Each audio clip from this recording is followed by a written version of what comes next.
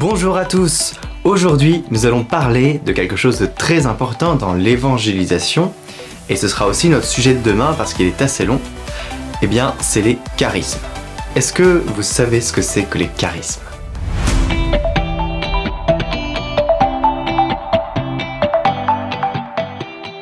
Eh bien, c'est très important dans l'évangélisation, c'est les dons de l'Esprit Saint. Alors, pas totalement. Les dons de l'Esprit, il y a les 7 dons de l'Esprit Saint et il y a les charismes. Mais les charismes sont donnés par l'Esprit Saint. Et moi, je vous invite, voilà, si vous êtes dans une mission d'évangélisation, il faut toujours invoquer l'Esprit, ça on l'a dit hier, avant chaque acte, mais il faut toujours être dans la disponibilité de l'Esprit. C'est-à-dire que vous devez toujours être en relation avec votre Créateur, avec l'Esprit Saint, avec le Christ. Vous devez être comme en oraison perpétuelle. Vous priez, vous parlez, vous confiez. La prière perpétuelle, c'est quelque chose qui se vit et qui soutient absolument tout ce qu'on fait et qui est toujours comme une présence avec nous chaque heure de notre journée. Et justement, il est dit que dans les charismes, eh bien, ils sont donnés pour ceux qui évangélisent, qui sont en mission. Ils ne sont pas donnés pour une personne lambda qui fait quelque chose de normal dans sa vie. Ces charismes sont donnés pour ceux qui sont en mission avec le Saint-Esprit ou qui sont en communion avec lui. Parce que sinon, on ne peut pas recevoir des dons de l'Esprit si jamais on n'est pas en communion avec lui, ça marche pas. C'est comme si le câble était débranché. Hop, on n'est pas branché à l'Esprit, bah forcément il se passe rien, pas de jus. Donc il faut brancher le câble, et puis ça c'est la prière, voilà. Et quand on branche le câble, et il y a un deuxième câble, c'est l'évangélisation. Quand on branche ces deux câbles-là, prière et volonté de sauver les âmes, eh bien ce qui se passe c'est extraordinaire, hein. Il y a plein de jus qui arrivent, on a plein de charismes, on évangélise avec l'Esprit Saint. En fait, on est comme un outil dans l'Esprit Saint. Et donc, j'ai été sur le site de l'Emmanuel, qui sont une communauté charismatique, et qui ont les charismes qui sont très bien expliqués. Donc, il y a deux sortes de charismes, les charismes de dons naturels et les charismes de dons surnaturels, qui sont un peu plus rares, bien évidemment, qui sont un peu plus compliqués à croire. Mais vous êtes des croyants, alors vous allez y croire. Alors, la liste. Déjà, on va commencer par répéter ce que j'ai un peu dit au début. Donc les charismes, c'est défini par saint Paul par « à chacun la mission de l'esprit est donnée en vue du bien commun ». Donc c'est pour le bien commun, hein, c'est ça, c'est dans les Corinthiens. Donc en d'autres termes, contrairement aux vertus théologales ou aux 7 dons de l'esprit, les charismes ne sont pas d'abord donnés aux personnes pour leur sanctification personnelle ou leur bien spirituel, mais pour le bien commun. C'est-à-dire le bien de l'Église, le bien de la mission. Comme le souligne le pape François, ils sont donnés à l'Église qui évangélise, l'Esprit Saint enrichit toute l'Église qui évangélise par divers charismes, ce sont des dons pour renouveler et édifier l'Église. Et donc, ça continue en disant, on l'a compris, les charismes sont donc donnés pour construire l'Église et pour évangéliser, tant mieux, c'est le thème de notre semaine. Ceci implique une condition qui peut parfois passer inaperçue ou être oubliée, vouloir servir le bien de l'Église, c'est-à-dire avoir le souci des âmes, ça c'est très important. Comme le faisait saint Dominique par exemple. Alors le souci des âmes, je vous cache pas, et vous allez découvrir dans mon témoignage, moi c'est ce qui m'a poussé à faire Catoglade. Le souci des âmes. Quand on découvre le Christ, quand on découvre qu'il y a un sauveur qui est là pour nous sauver, qu'il a créé le monde, c'est bizarre de voir qu'en fait une partie de l'humanité vit sans lui, complètement sans lui, dans sa création. Voilà, quand on a la conversion du cœur, qu'on croit avec la foi, l'assurance qu'un Dieu existe, que ça nous a été révélé, et que y a toute une pédagogie de Dieu, hein, l'Ancien Testament, le Nouveau Testament, avec le Christ qui est venu sur terre pour nous racheter. Franchement, des fois, je me dis qu'il a du mérite parce que on est des fois complètement à côté de la plaque, hein, les hommes. Mais voilà, du coup, le souci des âmes, c'est de convertir les autres pour les sauver tout simplement, parce que si on croit en la vie éternelle, à leur mort, ils vont aller où ? Donc il faut les aider quand ils sont vivants sur leur terre. Vous savez, c'est impressionnant parce que récemment j'ai découvert, alors on le sait, mais c'est comme si vous avez une nouvelle dimension qui s'ajoute à ce que vous savez déjà, comme une confirmation, et vous prenez un peu conscience de la chose. C'est-à-dire quand on vous dit le four brûle, vous savez qu'il brûle, mais quand vous le touchez, vous ressentez vraiment qu'il brûle, quoi. Donc là, c'est un peu pareil. C'est-à-dire que on est sur terre, et il y en a qui pensent que tout le monde va être sauvé. Parce que Dieu est tellement miséricordieux, mais c'est pas Dieu qui décide ou non si on va en enfer.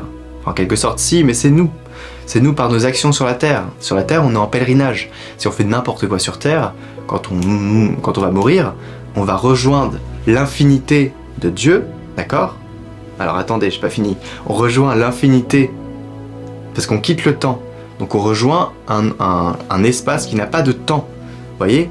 Ça c'est Dieu, il est dans un espace où il est dans l'infini, il n'est pas dans le temps. Nous on est dans le temps actuellement. Donc nos actions sont malléables, on peut changer, on peut encore se tourner vers Dieu ou encore se détourner malheureusement. Mais vous voyez, on est dans un espèce de temps où on a le libre arbitre, on choisit. A contrario, les anges, ils ont choisi comme ça, le bien ou le mal. S'ils ont choisi le mal, ils sont devenus des monstres. S'ils ont choisi le bien, eh bien, ils sont restés. Et ils sont pas dans le temps, donc ils ne peuvent pas changer comme ça et avoir de la réflexion. Les anges sont assez fascinés par notre libre arbitre, en réalité. Donc, vous savez, quand on est sur Terre, on est en pèlerinage, et donc, notre but, quand on a découvert ça, c'est de sauver les âmes. On est les seuls outils à pouvoir être utilisés par Dieu pour sauver les autres. Donc il faut se servir des charismes. Donc le texte continue. Si nous restons calfeutrés chez nous, si nous n'avons pas le désir d'évangéliser, l'Esprit Saint ne nous donnera pas ses charismes, car cela ne servirait à rien. C'est ce que je vous disais tout à l'heure. Les charismes ne s'exercent pas en chambre, en circuit fermé.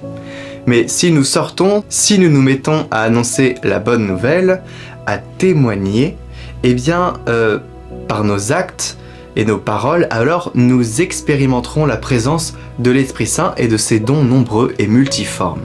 L'Esprit Saint utilise les dons de chacun pour faire grandir son Église, parfois sans que la personne ne s'en rende compte qu'elle exerce un charisme.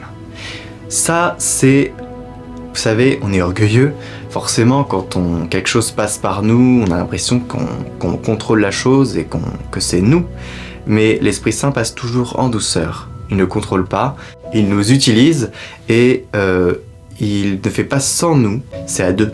Donc l'Esprit Saint utilise les dons de chacun pour faire grandir son Église. Parfois la personne ne s'en rend pas compte et c'est pour ne pas nous enorgueillir. Parfois la personne ne s'en rend pas compte mais elle s'en rend compte après. Ouais, elle s'en rend compte par waouh, en fait ce que j'ai dit là qui paraissait complètement anodin, ça a changé la vie de l'autre. Pourtant je ne sais pas d'où ça m'est venu, mais c'est moi qui l'ai dit. Avec l'esprit, vous voyez? Et donc, je vais énumérer les charismes qui sont des charismes pour l'instant de dons naturels. Et alors, c'est pas une liste exhaustive, hein, c'est pour vous donner un peu des orientations pour ce qu'on a repéré en quelque sorte dans l'église, et c'est ce que le site de l'Emmanuel dit. Alors, il y a le charisme d'accueil. Parfois, il y en a qui savent accueillir. Dans toutes les circonstances, ils savent avoir le mot pour accueillir, pour ouvrir le cœur de l'autre, voilà, pour le rendre disponible. Ça, c'est un don. Le charisme d'écoute.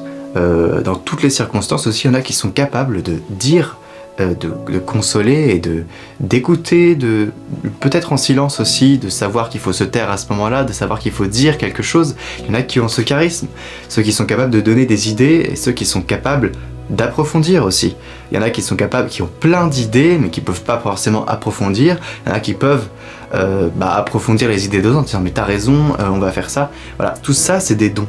Il y a ceux qui sont des organisateurs nés et ceux qui sont de précieux et parfaits exécutants. Vous voyez, il y en a qui savent avoir la dimension d'organiser, de diriger, et d'autres qui sont des exécutants parfaits, et on a besoin des deux. Il n'y en a pas un mieux que l'autre. Il n'y a pas de hiérarchie dans les dons. Il y a ceux qui possèdent une expérience de vie chrétienne et une sagesse remarquable pour participer à la préparation des sacrements, et ceux qui sont capables de contribuer à l'animation du culte liturgique. Il y en a qui sont vraiment au taquet sur les sacrements, hein, comme c'est dit là, je paraphrase un peu, et d'autres qui sont vraiment faits pour animer. Il y a ceux qui sont doués pour l'éveil religieux pour les tout petits, on n'est pas tous doués pour ça, et puis d'autres qui sont doués pour les adultes parce qu'ils savent les rejoindre là où ils sont dans leurs difficultés et dans l'évolution de leur histoire. Vous voyez, il y a tout ça. Il y a le don pour rencontrer spirituellement, entraîner des adolescents. Il y a ceux qui ont la grâce de conduire des groupes de prière.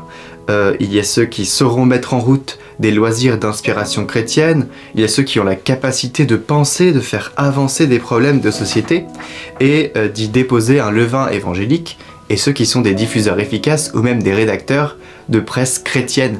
Donc il y a une multitude, et encore là on a fait une toute petite liste de ce qui existe vraiment, mais l'Esprit Saint se sert de nous, de ces charismes-là, qui vient fortifier, qui parfois nous sont donnés comme ça inopinément, parce que, je sais pas, parce qu'on le mérite. Non, il n'y a pas de mérite dans les charismes.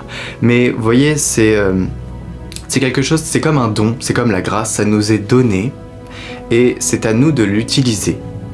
Et c'est dommage de ne pas utiliser ces charismes. Si vous savez animer, si vous savez chanter, si vous avez le souci de la musique, et parfois vous êtes dans l'assemblée, vous dites, ce chant qu'ils ont choisi là, c'est pas, l'animation liturgique elle est pas top, vous n'arrivez pas à entrer en prière et vous remarquez que les autres non plus, eh bien c'est à vous de vous lancer dans cela pour essayer, pas pour faire mieux, c'est pas l'objectif de faire mieux, c'est de sauver les âmes, c'est de permettre aux gens de prier.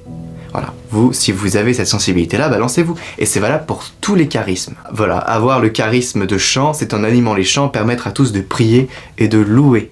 Il y en a qui sont doués pour ça. Vous savez, à l'Emmanuel, à la communauté de l'Emmanuel, à Paris-Monial, quand ils font des louanges, il y a des gens qui sont là pour discerner les chants en direct.